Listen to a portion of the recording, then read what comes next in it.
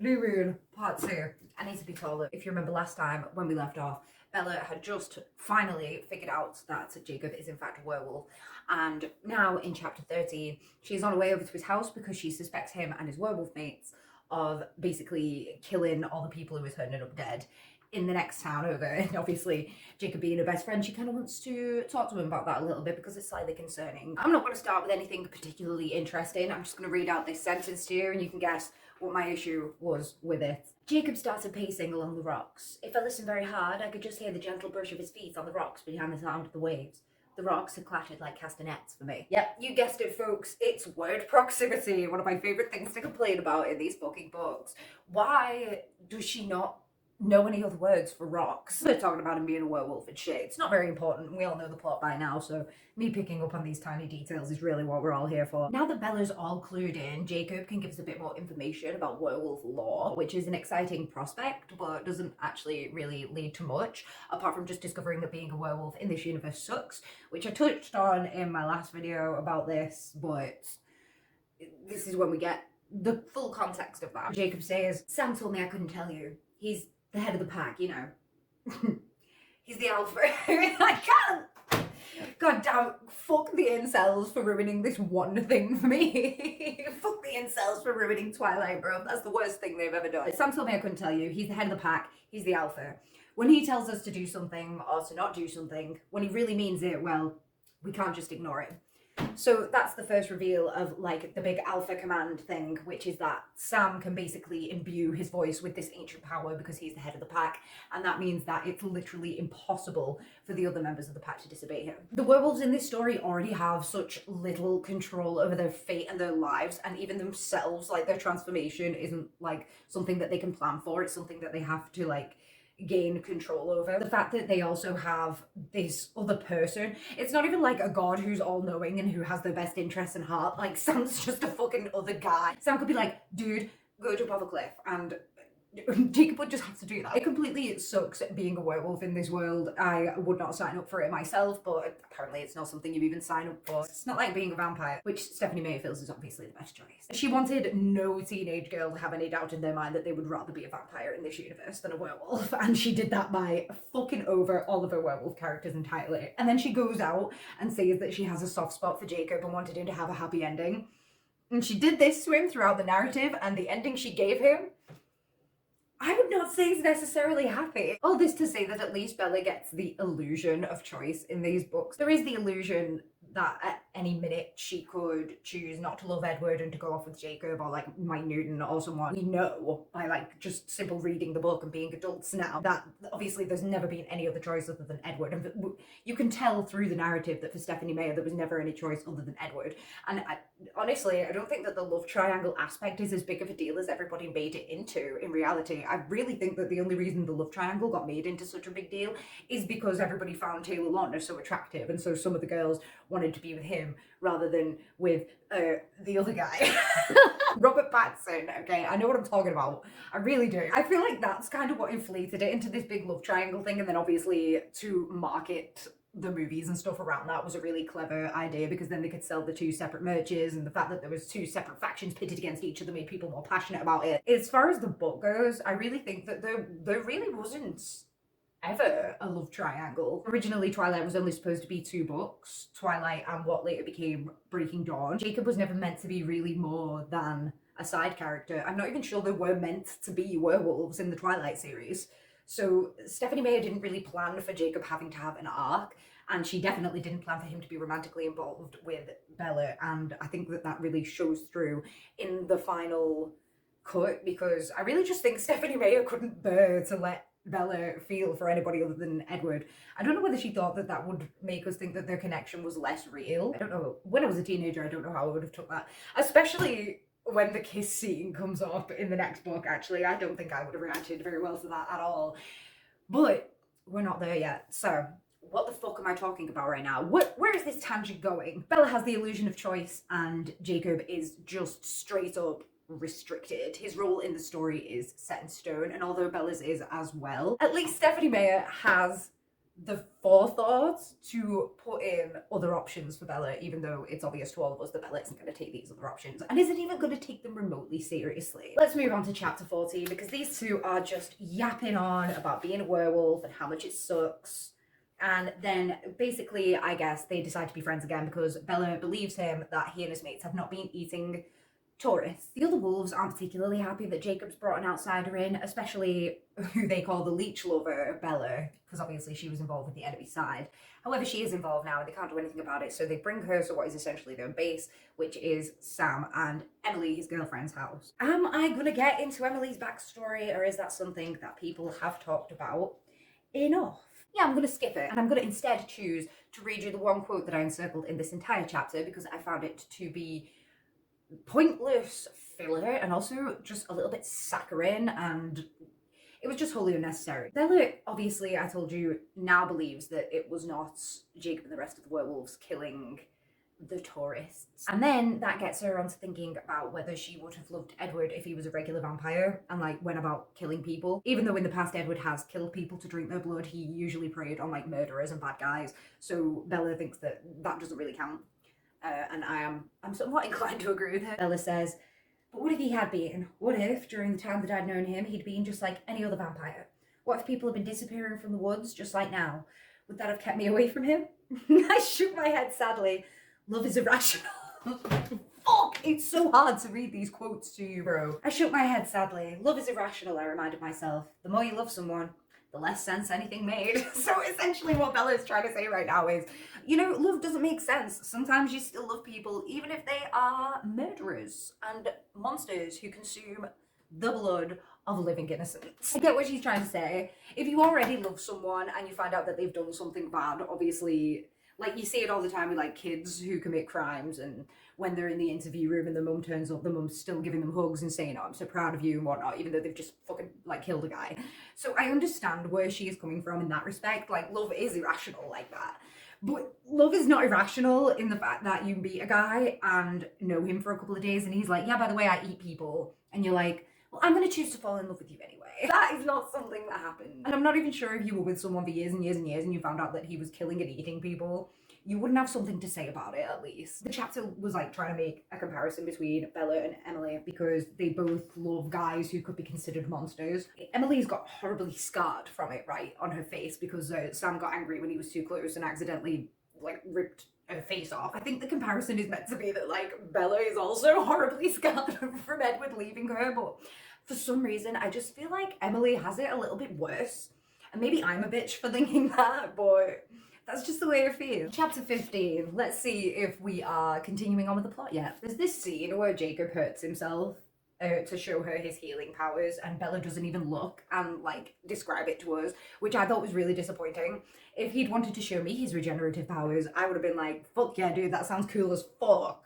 That sounds like entirely the only reason you would want to be a werewolf in this universe. We're still talking about the logistics of being a werewolf. Jacob says sometimes if you get really upset or something, that can trigger it early. Not just a transformation, but like the entire change into being from just a normal guy into a werewolf can trigger it early sometimes if you have like a traumatic event, I guess. But Jake says, I wasn't upset about anything. I was happy. He laughed bitterly. Because of you, mostly. That's why it didn't happen to me sooner. Instead, it just kept on building up inside me. I was like a time bomb. You know what set me off? I got back from that movie and Billy said I looked weird. That was all, but I just snapped. And then I exploded. I almost ripped his face off. My own father. From this, we understand that the werewolf thing, what would you even call it? Like, it's not the, because the transformation, you're going to think I'm on about like just the regular day-to-day transformation, but I mean like the initial transformation, like the day one transformation. It seems that that is not, it can be triggered by a traumatic event, but it's going to happen to you anyway. From the way that Jacob describes it here, it sounds like being a werewolf just gives you this natural rage, even if it's not necessarily something that you had before, because we can all admit that in the first book and up until this point in this book, Jacob hasn't been like an aggressive guy. It seems to me that just by simple nature of becoming a werewolf, he has now gained this inner rage. I'm so confused because Because I honestly understand after becoming a werewolf if they're now all filled with rage, because I'd be fucking fuming as well if I was a werewolf in this universe. And I'm gonna keep, this is the hill that I'm dying on. I'm sitting on it as we speak. I can understand them being mad about being werewolves, and so that adds to the instability of their powers, right? Because the rage is what sets it off. But the fact that it seems like the werewolf gene, the werewolf virus, is this deep-rooted rage inside of them all, and this is where the racism comes in. No, I'm only messing. I'm not talking about that this time. We'll leave that to the House of Night reviews and let people who are more learned than I speak on the racial undertones of what I just said. But it is a fucking really weird detail. Another, like, fate versus choice thing of there's no way that they can avoid this inner rage. There's nothing they can do about it. They just have to, like, up and accept it. Maybe she could have worked in this big message about how kids with anger issues should deal with that shit, but she doesn't, so there was literally no point to it. And that's probably what makes people think it's a bit racist. Oh my god, speaking of House of Night, my next note says that Bella has a selfish Zoe Redbird moment. Let's see what that is. If you haven't read The House of Night, by the way, absolutely don't.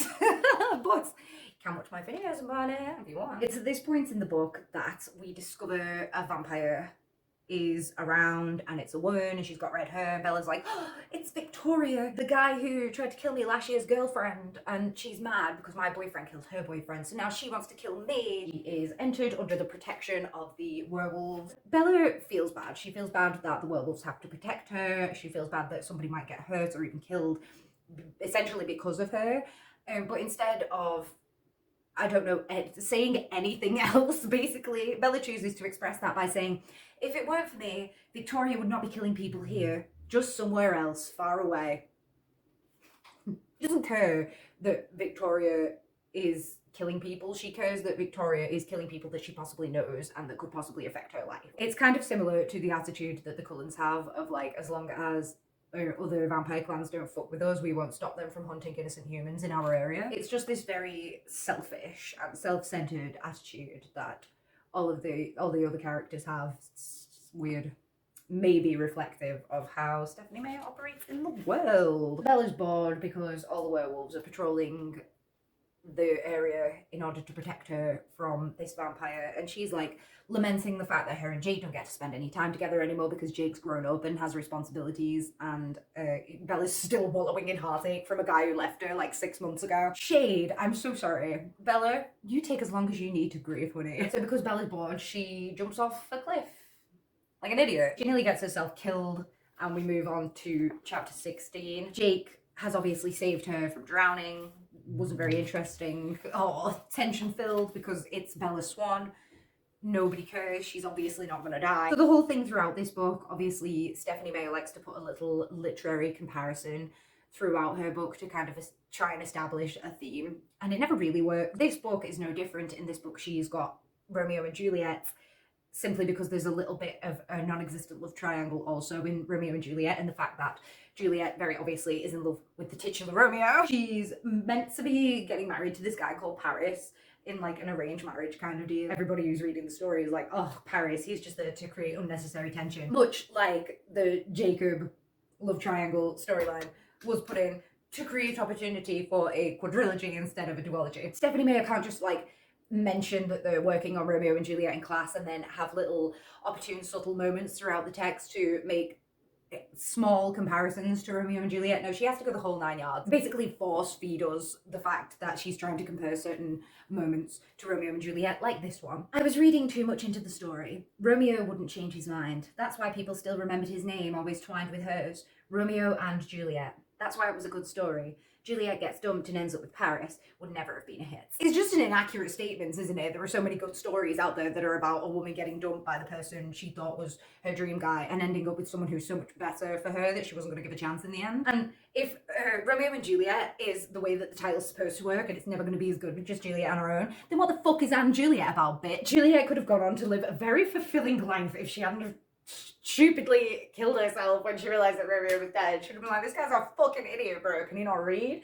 And just get up and walk out of there. Everybody thinks she's dead anyway. She could have just gone and done whatever she wanted with her life.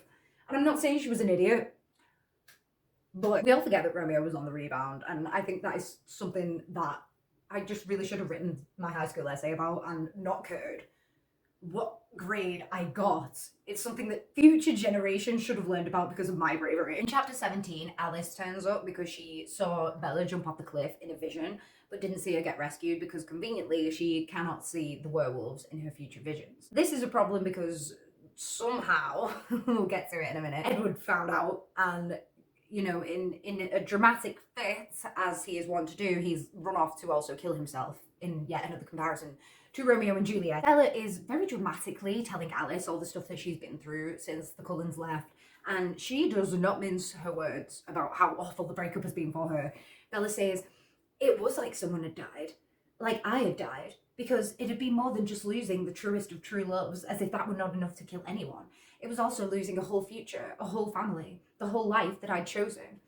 Girl, honestly, every breakup feels like that for everyone. You have to stop going to certain places in case you run into them. There are certain friends that you don't speak to anymore, or like people that you saw through them that you actually really like, but you can't get in touch with them now because it'd be kind of weird and awkward, and so you just never speak to them again, even though you really would have liked to kindle that friendship. You never see their family again. They've got kids and pets that you really bond with, and then just have to cut out of your life because you're not speaking to this person anymore. Every breakup is a death in a way. The house of that relationship is burned to cinders, right? The library of memories that you were creating is now, you know, shut up and made into a mausoleum. Bella, she's never been through a breakup before. I understand that this is the first time she's felt this, and so it can be really dramatic and it can affect you for a long time. But the important thing, I think, in this discussion is that Bella is a book character. She's a book character that a lot of teenage girls were looking up to, and for her to just completely break down at the first sign of adversity is not good. This is not a strong female character, and not every female character has to be strong. Not every leading female role has to be like a good influence on young children.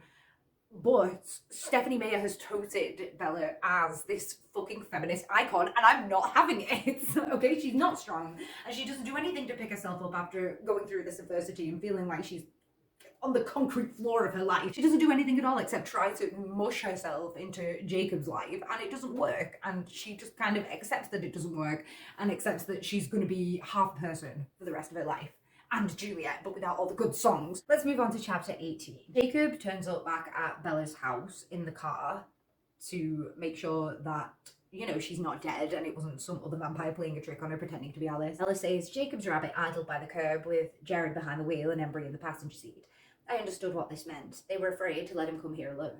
It made me sad and a little annoyed. The Cullens weren't like that.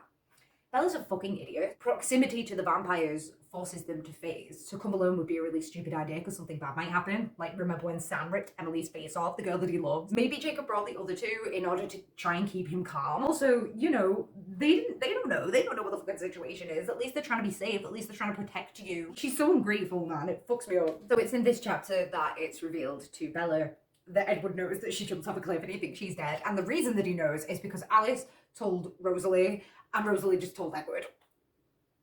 Why? I'm going to remain calm for this bit, okay? Why? We know, okay? We've known Edward for a whole book now, right? We know how dramatic this boy is. We know that he'll, like, offer to throw himself out of a window just because he made Bella feel, like, slightly uncomfortable. Or he, like, perceived that he made Bella feel slightly uncomfortable. So for Rosalie wanted this man to die. There is no other explanation, okay? Rosalie wanted her brother fucking dead. Because there's no way, if you'd known Edward Cullen for centuries, you don't even need to know him for centuries, you need to know him for a week. And you should know not to tell him that Bella has jumped off a cliff if you don't want him to just rip himself to pieces right in front of you right there. The man is the most dramatic bastard any of us have ever come across in literary history, my guy. And you're telling me that his sister, who supposedly cares about him deeply, just decided to just like, I'm just imagining her like getting off the phone to Alice and just being like, Edward, guess what? It's so contrived. It is so contrived, and that is all I'm going to say. Also, Rosalie wanted Edward dead. That is just facts. Chapter 19 is literally just Alice and Bella travelling to Italy, and is one of the most boring chapters in the entirety of the Twilight Saga, which is saying something. I have literally nothing to say about it. It's so boring. We're on a plane and we're describing Alice pretending to sleep and just whispering about what we're going to do when we get there, which is something that could have been told to us in a paragraph, and then we could have arrived in Italy and at the Volturi place. I don't have any notes for chapter 20 either, because I feel like a lot of chapter 20 is just dedicated to like getting into the city and is just as boring as the plane ride here. I feel like Stephanie Meyer has this intense need to describe to us every moment of like how we get to a place or anything like that, so that we can't poke plot holes in her narrative. But trust me, Stephanie, when I say that the minutiae of the protagonist's day is not the part that I take issue with. Bella finally spots Ed across the fucking piazza or whatever the fuck, is about to start running to him in slow motion in order to stop him from revealing himself in the sunlight to all of the people who are in the square, so that the Volturi will take him out back and shoot him down like Old Yeller. Bella says, "I'd never seen anything more beautiful. Even as I ran gasping and screaming, I could appreciate that. And the last 7 months meant nothing. And his words in the forest meant nothing. And it did not matter if he did not want me. I would never want anything but him, no matter how long I lived." Just because he's pretty. The man dumped her horrifically. He hasn't spoke to her for 7 months. He's basically left her for dead, what with Victoria fucking prowling around. Fact is, this man's a dick. And Bella gets one look at him with his shirt off, and she's like, "Yeah, but I'd let him use me again though." Bitch. Bitch. Steph said you were a feminist icon. I like it. In chapter 21, the grinding halt that the narrative has come to kind of starts to quicken up again, and we get to meet the Volturi, and that's kind of interesting.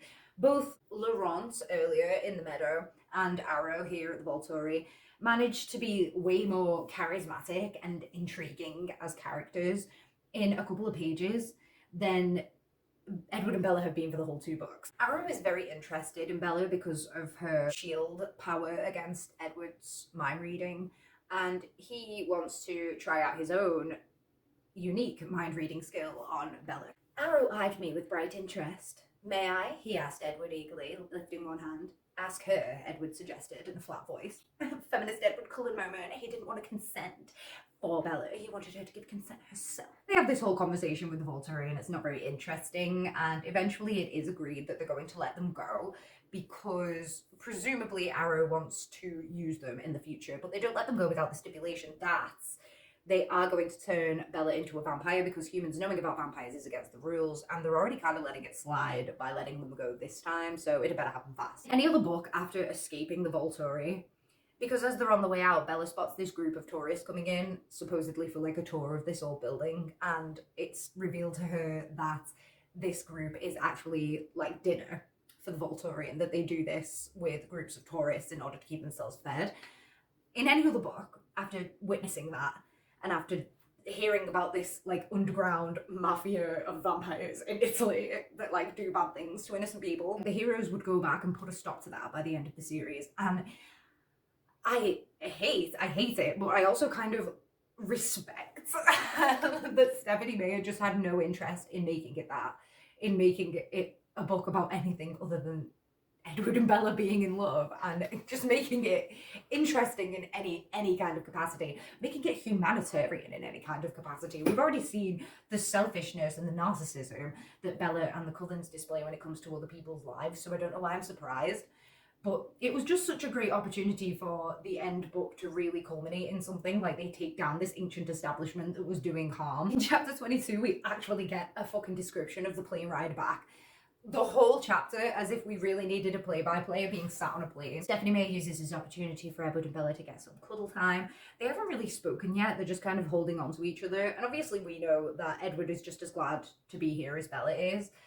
But Bella is still under the impression that Edward's just glad, like, that she's not dead, and that he's going to dump her again when they get home. And she doesn't care. Bella says, "Here in his arms, it was so easy to fantasize that he wanted me.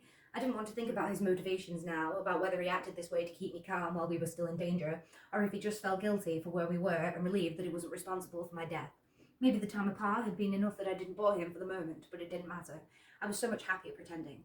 I lay quiet in his arms, re-memorizing his face, pretending." And it's just such an unhealthy narrative to push onto teens, am I right? It's just, oh, let this boy use me because I'm so in love with him that it doesn't matter how he hurts me or what he does to me. Like, I'm willing to let it happen. Do you get me? Like, do I need to explain any further, or do you understand that this is just an unhealthy premise to get 13-year-olds started off on? This is not the right foot. This is decidedly left-footed. So they get back to the airport and reunite with the rest of the Cullen family, and Alice and Jasper, famous lovers, get back together. And this is the way that Maya describes their reunion. Jasper was the first one I saw. He didn't seem to see me at all. His eyes were only for Alice. She went quickly to his side. They didn't embrace like other couples meeting there. They only stared into each other's faces. I can't decide whether this is like really cute or really weird. They don't have to like physically touch in order for it to like be a moment between them. God, is this Christian propaganda? We don't have to take our clothes off to have a good time. Oh no. You don't have to connect physically in order to be in love, essentially. I think it's the message here. But you've got to imagine these two people who like run up to each other in the airport and then just stand. Just look at each other's hands by their sides. Edward's parents are there. His mother growls at him, "You will never put me through that again." And Edward grins repentance and says, "Sorry, Mom." Excuse me? He tried to kill himself. Why is he smiling? Why?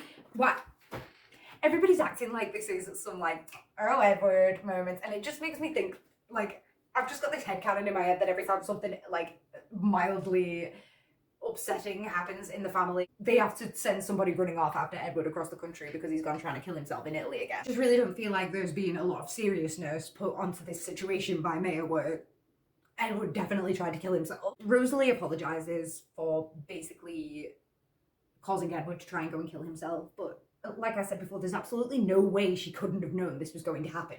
This is like the 6th time, Edward. You really need to go to a therapist. In chapter 23, Bella and Edward finally get the chance to have a very important conversation and resolve all of the issues that have arisen from Edward being an idiot at the beginning of the book. I do, however, before I get back into slandering Stephanie Meyer's life work, I do want to highlight this one quote that I have underlined that I don't want to make fun of. I feel like if I would have read this in like Jane Eyre, why did I say it like that? Never mind. If I'd have read this in like Pride and Prejudice, like, I would have found this like really good, and I feel that it's like really misplaced in this book because it's actually really good. Edward says, "When I told you that I didn't want you, it was the very blackest kind of blasphemy." It's just so out of place with these two American teenagers. Like, I really want this to be in another book where I can really appreciate it as a good line and not just feel like it's like plagiarized. If I was a teacher and this was something that Stephanie Meyer had given in to me to grade, I would have definitely been like, where has she read that before? Because this does not fit in with the rest of the prose. Anyway, back to slander. Edward's essential excuse for breaking up with Bella and leaving her in a depressive hole for 7 months is that he was trying to be noble, and so we should all forgive him. He says, "If I hadn't thought you would be better off, I could never have made myself leave." So we're just supposed to like retroactively forgive him for everything that Bella had to go through. Just, I don't know, because he's essentially stupid. We should forgive him for being stupid, even though he's been alive for centuries, mate. I'm getting so tired. I'm so glad we're nearly at the end of this. Edward goes on to say, "It was only a matter of time and not much of it before I showed up at your window and begged you to take me back. I'd be happy to beg now if you'd like that." Beg, Cullen boy. Please, by all means. Don't let me stop you. After all that, after all this entire book, Edward and Bella are back together again. And we're all supposed to be like really happy about it and shit. Much as I'm chagrined about this, as Maya may say. They do have this hilarious interaction because Edward wants to talk about how they are going to ethically continue their relationship between vampire and human. He says that he's going to stay with her, but he's not going to turn her into a vampire, obviously, because he believes in the soul or whatever, and he doesn't think vampires have soul. "But you said 30, I whispered. The tears leaked over the edge. "What, you're going to stay but let me get all old anyway, right?" His eyes softened while his mouth went hard. "That's exactly what I'm going to do. What choice have I? I cannot be without you, but it will not destroy your soul." "But what about when I get so old that people think I'm your mother? Your grandmother?" My voice was pale with revulsion. His whole face was soft now. He brushed the tears from my cheek with his lips. "That doesn't mean anything to me," he breathed against my skin. "You will always be the most beautiful thing in my world." "You do realize that I'll die eventually, right?" I demanded. He'd thought about this part too. "I'll follow after as soon as I can." "Bella, it's the only right way left."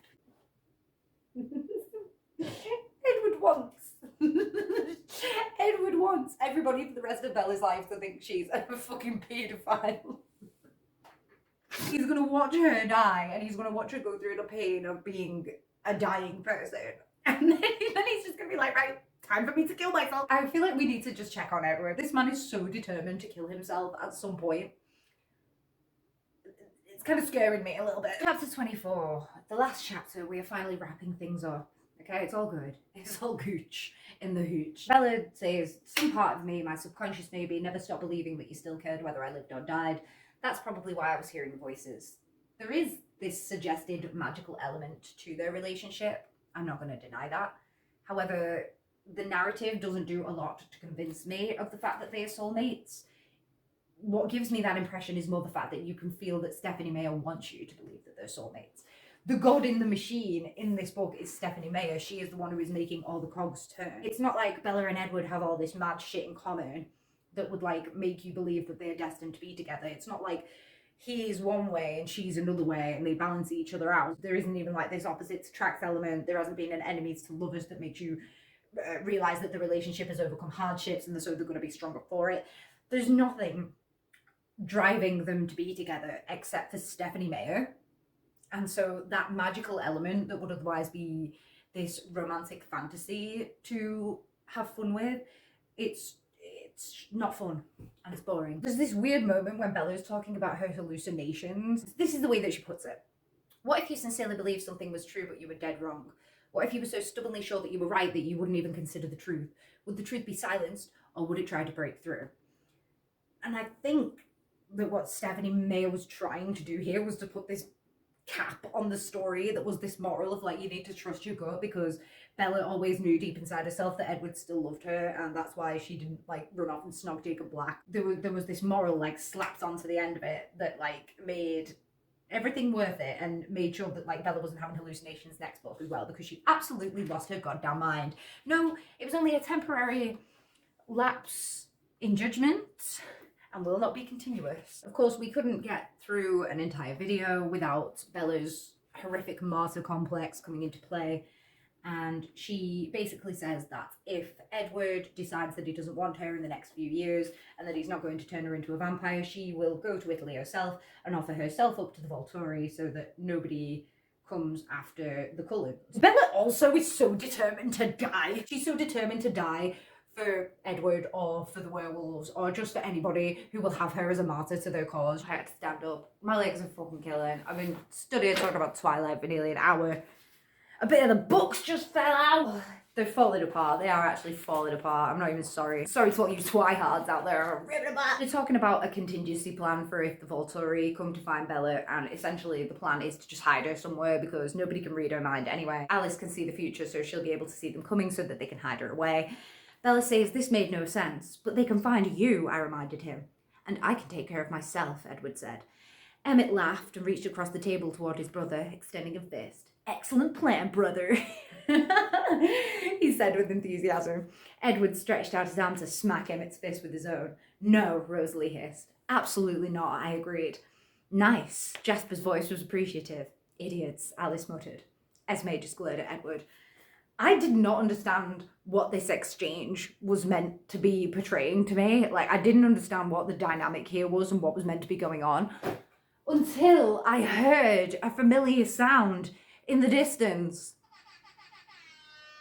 It's a sexist bullshit klaxon. Bro, what is essentially happening in this scene is all of the boys are getting excited because they want to fight the Volturi, and the girls are being like, no, we can't fight the Volturi because you know how it is. Boys are all gung-ho about the fighting and the fun, and girls are all, oh no, we need to stay at home and win them over with friendship and cookies. It's just this really immature way of thinking that boys are all like, oh yeah, dude, we're gonna get to fight. We're gonna fight the Volturi because we're so strong. And then the girls are like, oh no, don't go. You're gonna get hurt. I don't like the archaic attitudes that are being portrayed in this book from the 2000s, bro. I don't like it. Just wanted to point out this little snippet. They have a vote to see who would be willing to have Bella as a member of their family, and Rosalie does not raise her hand. And Bella thinks it's because Rosalie hates her, but Rosalie says, I don't mean that I have any aversion to you as a sister. It's just that this is not the life I would have chosen for myself. I wish there'd been someone there to vote no for me. We all go on all the time about how great Carlisle is because he gave people a choice in being a vampire, and so he's not actually taking people's lives away from them and the choice of a soul away from them. And then Rosalie says something fucking like this. Blasphemy, Rosalie. Kick her out the family. She's already tried to kill her. They've been back 5 minutes and Edward's already back on his bullshit. The family votes that Bella should be turned into a vampire, and Edward dropped my hand, shoving away from the table. He stalks out of the room, snarling under his breath. I guess you know my vote, Carlisle sighed. I was still staring after Edward. Thanks, I mumbled. An ear-splitting crash echoed from the other room. What do you think he broke?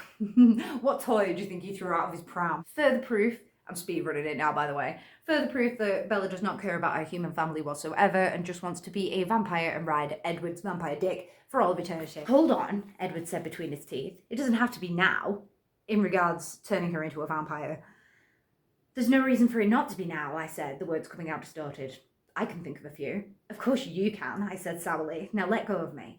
He freed my face and folded his arms across his chest. In about 2 hours, Charlie will be here looking for you. Bitch, exactly! Somebody remind this woman that she has a family and a life outside of this man's stone-cold ice PP. I get so heated, bro. It's not even funny. I just really can't be asked. I want this to be over! We're talking about the specifics of changing Bella into a vampire. And Bella says she doesn't want Carlisle to do it, she wants Edward to do it. Which you can take in 2 ways. You can take it in the way of, like, if Carlisle turns her, then technically her and Edward would be brother and sister, and she might feel a bit weird about that. The vibe that I get from the text is this weird sexual connotation, right? Because it's like, no, not that she wants Edward to be her daddy. In order to change her, Carlisle's gonna have to put his fangs into her, right? He's gonna have to enter her body. And there's kind of like a sexual connotation to that. And so Bella doesn't want Carlisle to do it. She wants the pleasure of being entered by Edward and having his hot venom spurt into her. I'll stop. Edward's trying to make Bella wait until like after college and stuff till he turns her. But Bella is adamantly against that. He says, no way, 19 I'll do, but I'm not going anywhere near 20. If you're staying in your teens forever, then so am I. And you can take this in the sexist way of like, oh, women don't have value after a certain age and the older they get, the less they mean to society. But I like to take it in a lot more literal way in the fact that I wouldn't want to be 20 with a 17-year-old either. Eventually the bomb gets dropped that Edward will only turn Bella if she marries him first. Sold in the narrative as this compromise because Edward doesn't think that she's going to agree to it because Bella's got this thing against marriage. I think that from her Mormon perspective, from her Christian perspective, Stephanie Meyer just doesn't want Edward to penetrate Bella with his phallic symbolism before they're married. Even though it's not his actual dick and it's just his fangs, Stephanie Meyer doesn't feel comfortable with that premarital. Agreeing on this, they go back home and Bella has to speak to her dad about running away to Italy for 2 days, and she apologises and says to him, I will do all the chores and laundry and dishes until you think I've learned my lesson. Bitch, you do that anyway. You do that for your own pleasure, and also because apparently your dad doesn't know how to fucking do it. So this is just not really a punishment, is it? We're on to the epilogue, guys.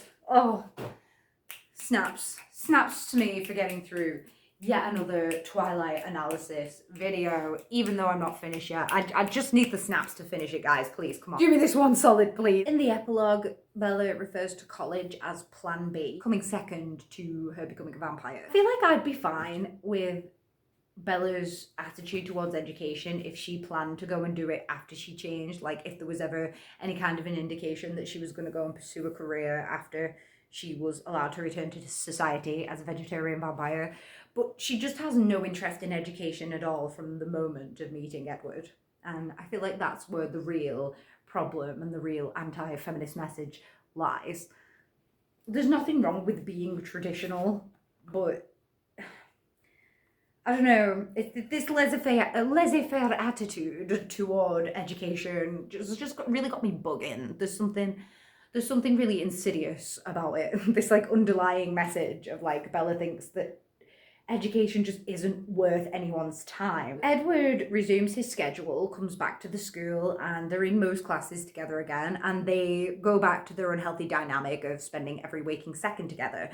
And reading about this gave me this weird secondhand embarrassment for how Bella is going to be perceived by her classmates, because she came to the school, she was new, she bagged this hot, mysterious guy who everybody wanted and nobody really knew anything about. The guy left. She became a zombie person for 7 months, and even her own friends ostracized her because she became such a weirdo. And now he's come back, and all of a sudden she's like glowing and a normal person again. And it's like, I just imagine the way the other girls in the school would be looking at that and that dynamic and the way they would be perceiving it, and it makes me cringe for Bella. Like, I imagine the way that me and my mates would speak about that if we saw that, and it would not be good. I have a lot of sympathy for Bella, I really, really do, but I just really don't like her. Jacob does this really fucking bitch move by dropping Bella's motorcycle off at Charlie's, because obviously he knows that Charlie's going to kick off if he knows that Bella's been doing something as dangerous as going out on motorbikes.